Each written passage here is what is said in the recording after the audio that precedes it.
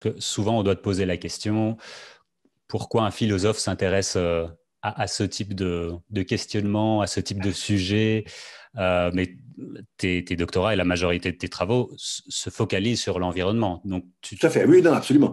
Depuis les années 90, ça 90, ça date quand même. Oui, non, mais effectivement, en plus, les choses sont venues parce que ma deuxième thèse était une thèse de philosophie des techniques qui avait été publiée chez Gallimard à l'époque.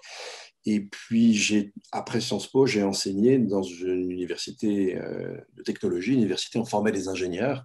Donc, effectivement, il fallait bien que je m'intéresse, et c'était en continuité avec ce travail de philosophie de la technique, que je m'intéresse à des choses très empiriques et très concrètes. Et d'ailleurs, je dois dire que je n'ai jamais opposé les deux. D'ailleurs, dans le livre avec Sophie, c'est très clair. Il est très référencé sur un plan empirique. Et je n'oppose absolument pas les deux. Et effectivement, d'ailleurs, déjà dans ce livre-là sur l'écologie permacirculaire, eh bien, on essaie de donner un cadre normatif, en fait, général, au flux de matière et au flux d'énergie. Donc, une question éminemment empirique. Et d'ailleurs, aujourd'hui, si on voulait vraiment, c'est la spécificité de la politique contemporaine, c'est qu'on ne peut plus dissocier nos objectifs généraux très qualitatifs en fait d'une métrique. Il est justement en ce moment question en France de réformer à nouveau la Constitution pour y intégrer au-delà de la charte de l'environnement, eh bien, justement l'environnement dans l'article 1 de la Constitution.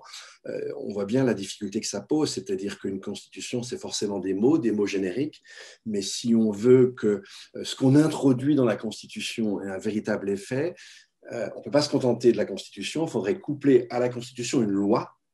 Et là, on est en plein dans l'autre sujet, une loi avec une métrique. En fait, nos agissements quotidiens, pour autant qu'ils interfèrent avec les flux d'énergie, les flux de matière et les grands cycles biogéochimiques du système Terre, on ne peut plus distinguer la politique du cambouis empirique. Et là, par exemple, l'empreinte écologique, c'est quelque chose d'intéressant parce qu'on a un mot que tout le monde comprend, mais en même temps, pour lui donner un sens un tant soit peu précis, il faut une métrique. Et ça, ça fait vraiment partie de la donne nouvelle de la politique aujourd'hui. C'est-à-dire, je ne peux pas m'intéresser à des aspects plus généraux si en même temps, en matière d'environnement, je ne sais pas les relier à une métrique. Donc là, c'est une situation qui est tout à fait nouvelle et on est au cœur de notre sujet de métabolisme urbain.